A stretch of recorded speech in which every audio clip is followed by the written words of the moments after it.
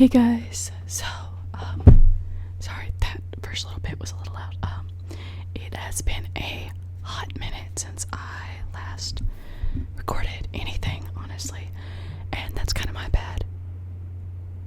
I think I hear a car outside, I don't know. Or rain. Oh, with that storm that's supposed to be coming in. Anyway, it's been, crazy this last little bit. It's my bad for trying to start doing anything that requires some kind of schedule right when I'm changing everything. I graduated college, which is super cool, and moved out of my mom's house. So I moved out and I got a job, and so there's just a lot of new things. Woo. But anyway, I thought that for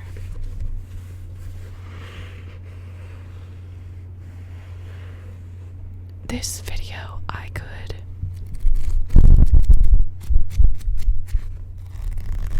read a little bit from one of my favorite books.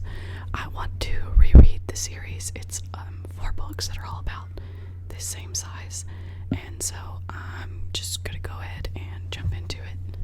So yeah, it's by Tamora Pierce. She is one of my absolute favorite authors, and this is Alanna the First Adventure. And gosh knows I'm not gonna guarantee that any of my pronunciations are the correct one, so feel free to know I'm wrong if I am.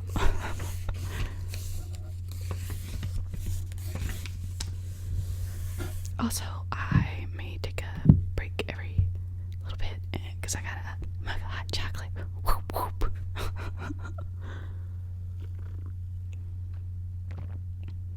I heckin' love hot chocolate. It is one of my favorite things.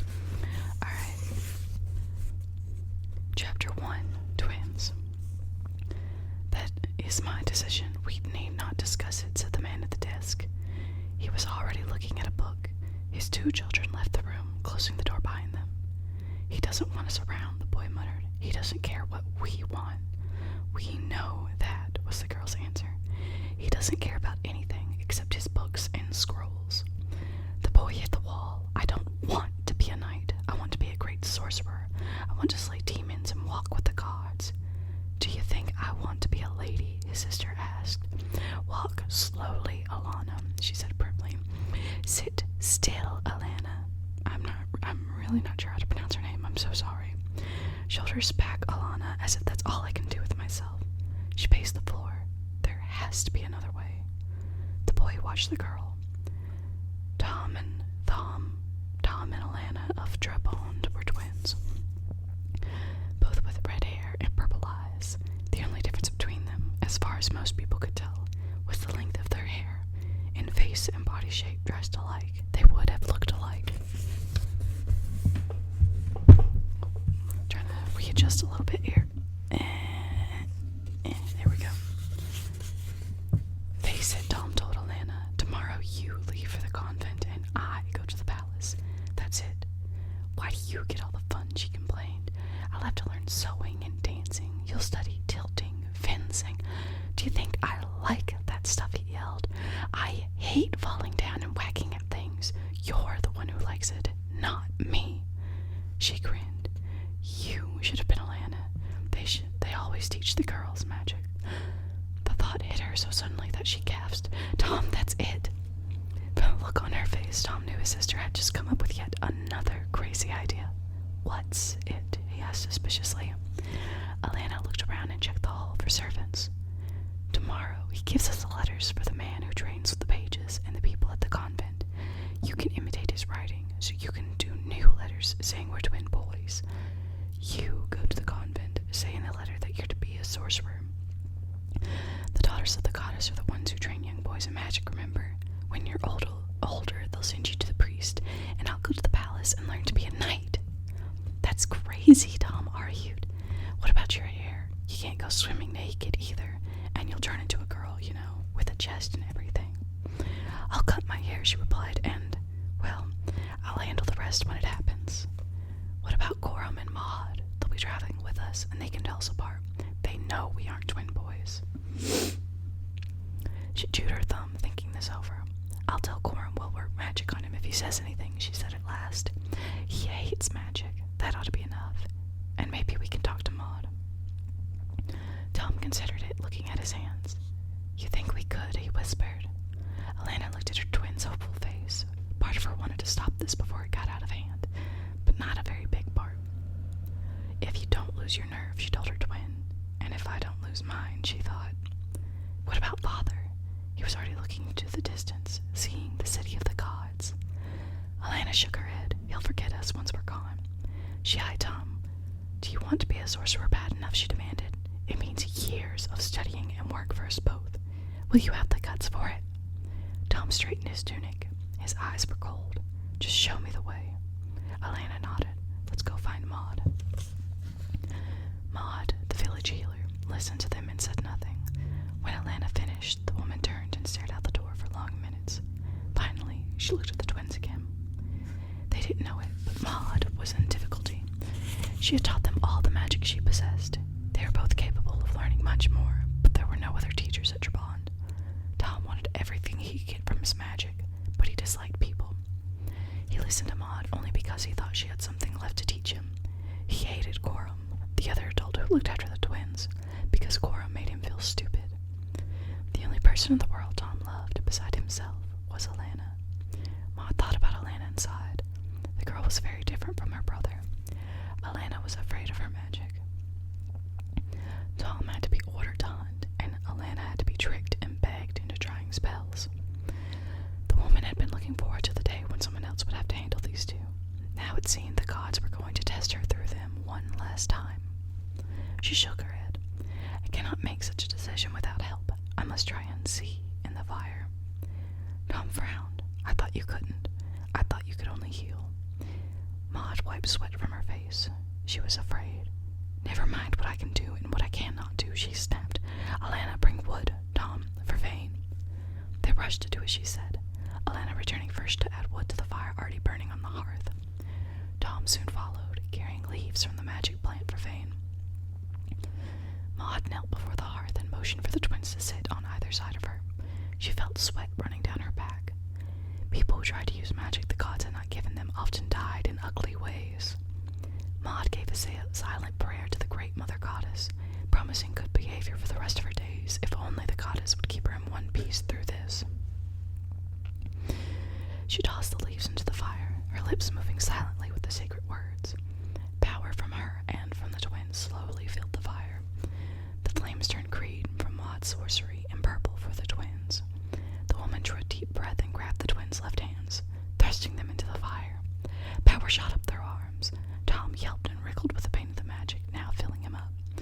Alanna bit her lower lip till it bled, fighting the pain her own way. Maud's eyes were wide and blank as she kept their intertwined hands in the flames. Suddenly, Alanna frowned. A picture was forming in the fire. That was impossible. She wasn't supposed to see anything. Maud was the one who had cast the spell. Maud was the only one who could see, who should see anything. Ignoring all the laws of magic Alanna had been taught, the picture grew and spread. It was a city made all of black, shiny stone. Alanna leaned forward, squinting to see it better. She'd never seen anything like this city. The sun beat down on gleaming walls and towers. Alanna was afraid, more afraid than she had ever been. Maud let go of the twins. The picture vanished. Alanna was cold now and very confused. What had that city been? Where was it? Tom examined his hand. There were no burn marks or even scars. There was nothing to show that Maud had kept their hands in the flames for long minutes. Maud rocked back on her heels. She looked old and tired. I have seen many things I do not understand, she whispered finally. Many things. Did you see the city? Alanna wanted to know. Maud looked at her sharply. I saw no city. Tom leaned forward. You saw something, his voice was eager. But Maud cast the spell. No, Alanna snapped. I didn't see anything. Tom decided to wait and ask her later, when she didn't look so scared. He turned to Maud. Well, he demanded. The healing woman sighed. Very well. Tomorrow, Tom and I go to the city of the gods. Taking a quick drink.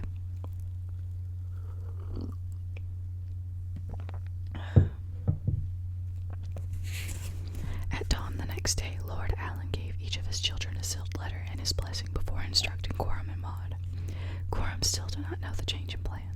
Alanna did not intend to enlighten him until they were far from Trebond. Once Lord Alanna let them go, Maud took the twins to Alanna's room while Coram got the horses ready. The letters were quickly opened and read. Lord Alan entrusted his son to the care of Duke Gareth of Naxon and his daughter to the first daughter of the convent. Sums of money would be sent quarterly to pay for his children's upkeep until such time as their teachers saw fit to return them to their home. He was busy with his studies and trusted the judgment of the Duke and the first daughter in all matters. He was in their debt, Lord Alan of Trebond. Many such letters went to the convent and to the palace every year. All girls from noble families studied in convents until they were 15 or 16, at which time they went to court to find husbands. Usually the oldest son of a noble family learned the skills and duties of a knight at the king's palace. Younger sons could follow their brothers to the palace, or they could go first to the convent, then to the priest cloisters where they studied religion or sorcery.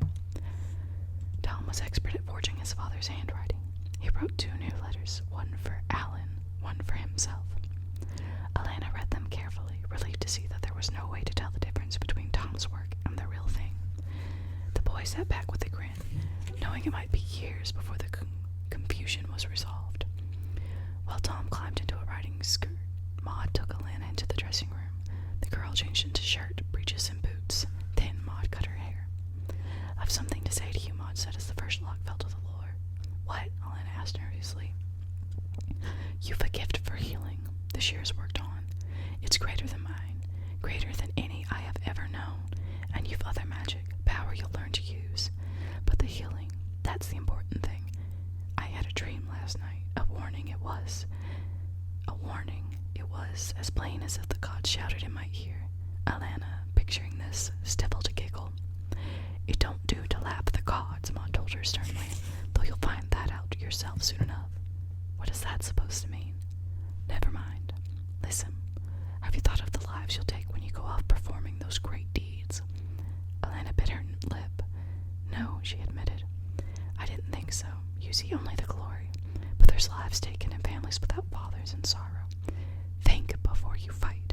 Think on who you're fighting, if only because one day you must meet your match.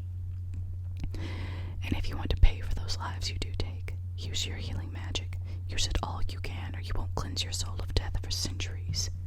It's harder to heal than it is to kill. The mother knows why, but you've a gift for both." Quickly, she brushed Alanna's cropped hair. "Keep your head up for a bit, but you would look enough like Tom to fool anyone but Coram." Alanna stared at herself in the mirror. Her twin stared back. Violet eyes wide in his pale face. Grinning, she wrapped herself in her cloak. With a last peek at the boy in the mirror, she followed Maud out to the courtyard. Coram and Tom, already mounted up, waited for them. Tom rearranged his skirt and gave his sister a wink. Maud stopped Alanna as she went to mount the pony Chubby. "Heal, child," the woman advised. "Heal all you can, or you'll pay for it. The gods mean for their gifts to be used." Alanna swung herself into the saddle and patted Chubby with a comforting hand. The pony, sensing that the good twin was on his back, stopped fidgeting. When Tom was riding him, Chubby managed to dump him. The twins and the 2 servants waved farewell to the assembled castle servants who had come to see them off. Slowly they rolled through the castle gate, Alanna doing her best to imitate Tom's pout, or the pout Tom would be wearing if he were riding to the palace right now. Tom was looking down at his pony's ears, keeping his face hidden. Everyone knew how the twins felt at being sent away. The road leading from the castle plunged into heavily overgrown and rocky country. For the next day or so they would be riding through the unfriendly forest of the Grimald Mountains, the great natural border between Tortle and Scanra. It was familiar land to the twins. While it might seem dark and unfriendly to people from the south, to Alanna and Tom, it would always be home. At mid-morning they came to the meeting of Trebond Way and the Great Road. Patrolled by the king's men, the Great Road led north to the distant city of the gods. That was the way Tom and Maud would take. Alanna and Coram were bound south, to the capital city of Chorus and the royal palace. The 2 servants went apart to say goodbye and give the twins some privacy. Like Tom and Alanna, it would be years before Coram and Maud saw each other again. Though Maud would return to Trebond, Coram was to remain with Alanna as her manservant during her years at the palace. Alanna looked at her brother and gave a little smile. "Here we are," she said. "I wish I could say have fun," Tom said frankly, "but I can't see how anyone can have fun learning to be a knight. Good luck, though. If we're caught, we'll both be skinned. No one's going to catch us, brother." She reached across the distance between them, and they gripped hands warmly. "Good luck, Tom. Watch your back." "There are a lot of tests ahead for you," Tom said earnestly. "Watch your back." "I'll pass the test," Alanna said. She knew they were brave words, almost foolhardy, but Tom looked as if he needed to hear them. They turned their ponies then and rejoined the adults. "Let's go," Alanna growled to Coram. Maud and Tom took the left fork of the great road, and Alanna and Coram bore right. Alanna halted suddenly, turning around to watch her brother ride off. She blinked, the burning feeling from her eyes, but she couldn't ease the tight feeling in her throat. Something told her Tom would be very different when she saw him again. With a sigh, she turned Chubby back toward the capital city. Coram made a face and urged his big gelding forward.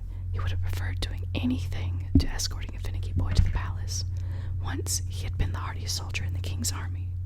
Now he was going to be a joke. People would see that Tom was no warrior, and they would blame Coram, the man who was to have taught him the basics of the warrior's craft. He rode for hours without a word, thinking his own gloomy thoughts, too depressed to notice that Tom, who usually complained after an hour's ride, was silent as well. Coram had been trained as a blacksmith, but he had once been one of the best of the king's foot soldiers until he had returned home to Trabant to castle and become sergeant at arms there. Now he wanted to be with the king's soldiers again, but not if they were going to laugh at him because he had a weakling for a master. Why couldn't Alanna have been the boy? She was a fighter. Coram had taught her at first because to teach one doing was to teach the other poor motherless things. Then he began to enjoy teaching her. She learned quickly and well, better than her brother. With all his heart, Coram Smithison wished now, as he had in the past, that Alanna were the boy. He was about to get his wish, in a left-handed way. The sun was glinting from directly overhead. Time for the noon meal. Coram grunted orders to the cloaked child, and they both dismounted in a clearing beside the road. Pulling bread and cheese from a saddlebag, he broke off a share and handed it over. He also took the wineskin down from his saddle horn. "We'll make the way house by dark, if not before," he rumbled. "Till then, we make do with this." Alanna removed her heavy cloak. "This is fine with me." Coram choked, spraying a mouthful of liquid all over the road. Alanna had to clap him on the back before he caught his breath again. "Brandy," he whispered, looking at the wineskin. He returned to his immediate problem. "By the black God," he roared, turning spotty purple. "We're going back this instant, and I'm tanning your hide for you when we get home. Where's that devil spawn brother of yours? Coram, calm down," she said. "Have a drink." "I don't want a drink," he snarled. "I want to beat the two of you till your skins won't know water." He took a deep gulp from the wineskin. "Tom's on his way to the city of the gods with Maud," Alanna explained. "She thinks we're doing the right thing."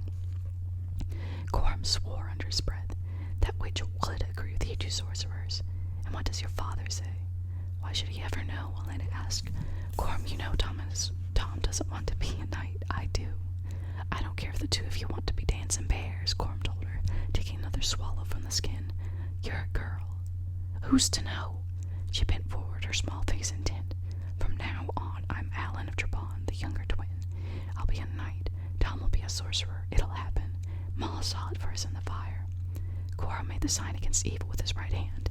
Magic made him nervous. Maud made him nervous. He drank again to settle his nerves. "Lass, it's a noble thought, a warrior's thought, but it'll never work. If you're not caught when you bathe, you'll be turning into a woman. I can hide all that with your help. If I can't, I'll disappear." Alright, so I have to take some things off of my phone, which is what I'm using to record, so I'll have more recording space. So that's where I'm going to stop today. I wish I could have finished the chapter. It is only a few pages more, but next time I record, I will finish the chapter and hopefully finish the next chapter as well. So please let me know if you guys are enjoying this book, and or if you enjoy just me reading, that sort of thing. Yeah, so have a good day or night. Have a good rest of your conscious. Oh, that sounds like a threat. Just, I hope that this makes your day